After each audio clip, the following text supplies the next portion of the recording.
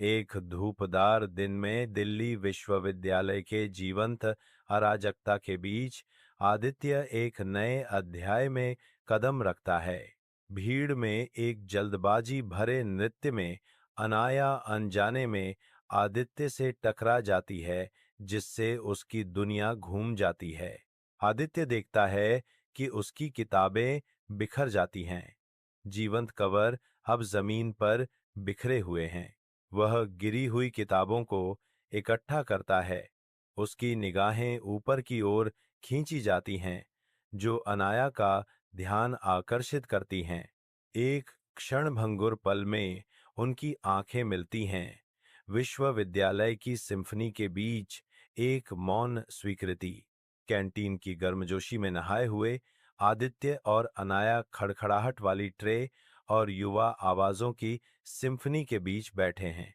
धूल के कण धूप में नाचते हैं, उनकी गंभीर अभिव्यक्तियों को एक गहरी बातचीत के रूप में दर्शाते हैं।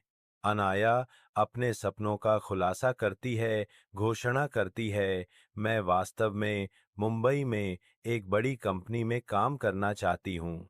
आदित्य एक विरोधाभासी इच्छा के साथ जवाब देता है, यह कहते हुए, लेकिन मैं दिल्ली में रहना चाहता हूँ।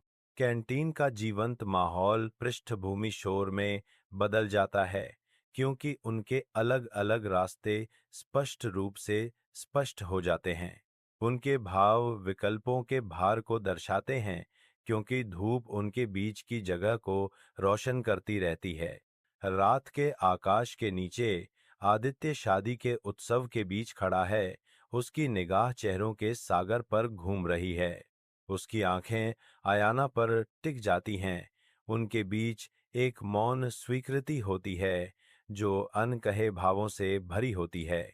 दूरी पर उनकी आंखें मिलती हैं और हवा अनकहे शब्दों और छिपे हुए भावों से भर जाती है। आदित्य का दिल उम्मीद की एक झलक से हिल जाता है, यह सोचकर कि क्या भाग्य उन्हें एक और मौका दे सकता है। आदित्य, उसकी आवाज रात के संगीत में खोई फुसफुसाहट, पूछता है, क्या हमें एक और मौका मिल सकता है? उसकी निगाहें अनाया पर टिकी रहती हैं। एक मौन निवेदन संतुलन में लटका हुआ है, जैसे रात उनके चारों ओर खुलती है।